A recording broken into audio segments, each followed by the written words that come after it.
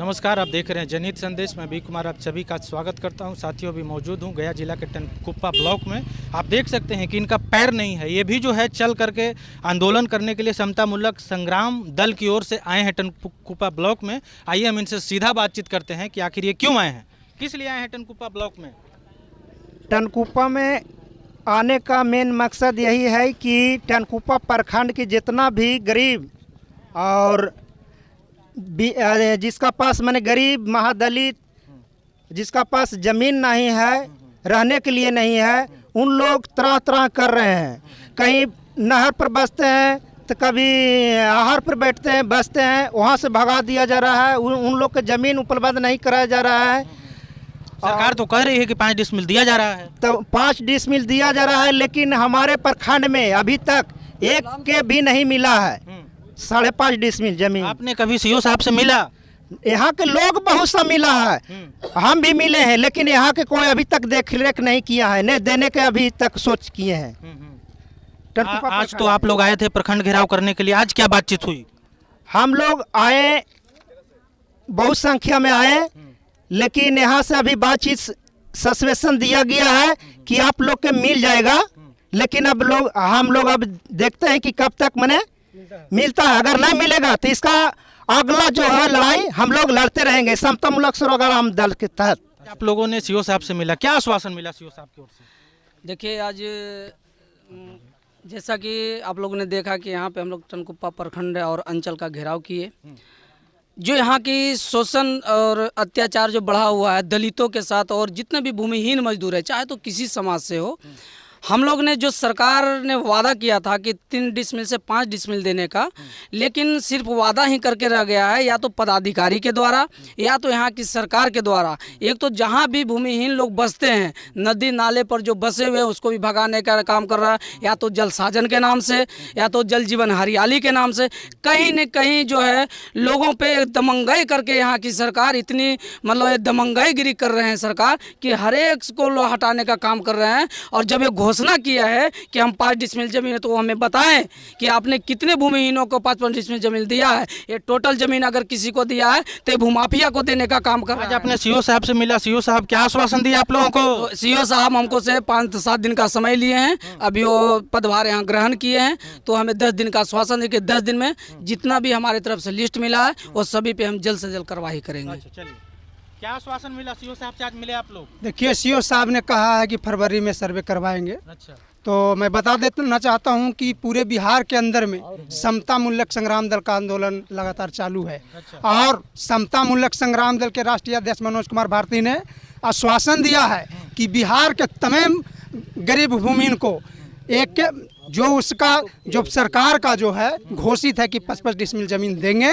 अगर एक एक व्यक्ति को नहीं मिलता है तब तक समतामूलक संग्राम दल चुप बैठने वाला नहीं है। क्या लगता है सीओ साहब जो बोले हैं अपने वादों पे माने उतर पाएंगे? देखिए, सीओ साहब ने जो आश्वासन दिया है, अगर वादा अपने कहने पर नहीं उतरते हैं तो यहाँ से इस टनकुप्पा की धरती से ऐलान करता है समतामूलक संग्राम दल कि अगर जरूरत पड़ा तो मुख्यमंत्री को भी घेरने का काम करेगा आने वाला दिन में। ये समतामूलक संग्राम दल का फैसला है। क्या कहिएगा नेताजी, आज आप लोगों ने सीओ साहब से मिला, क्या बातचीत हुई, क्या आश्वासन मिला सीओ साहब की ओर से? आज समतामूलक संग्राम दल के द्वारा गया जिला इकाई टनकुप्पा प्रखंड में हजारों की संख्या में भीड़ थी, और सीओ साहब से बात हुई है कि जनवरी बाद फरवरी में हम बांटने के लिए काम स्टार्ट कर देंगे।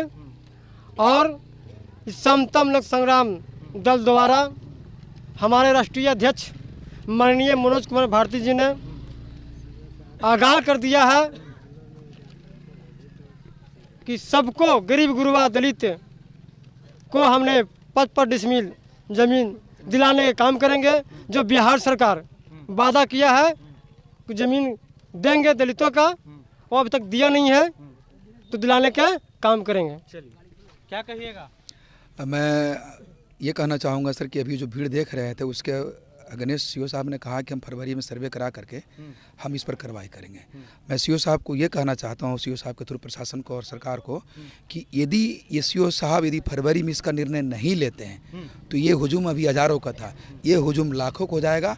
सीओ साहब की कुर्सी तो जाएगा, सरकार की भी कुर्सी जाएगा। ब्लॉक में लाखों को भीड़ कर देंगे इकट्ठा। ब्लॉक से हमको क्या मतलब, हम सीएम नीतीश कुमार के हम किसी को खड़वा देंगे। अच्छा, बिल्कुल। वो कैसे?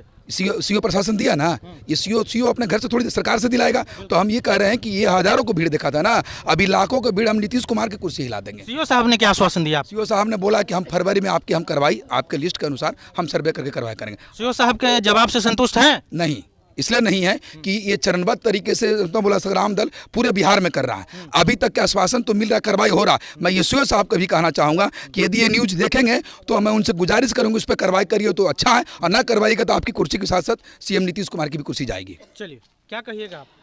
हाँ, बहुत अच्छा बात है कि आज इतना हज़ारों की संख्या में टनकुप्पा प्रखंड के लोग अपने हक अधिकार के लिए एक्टिव हुए हैं कि हमें अपना हक अधिकार लेना है।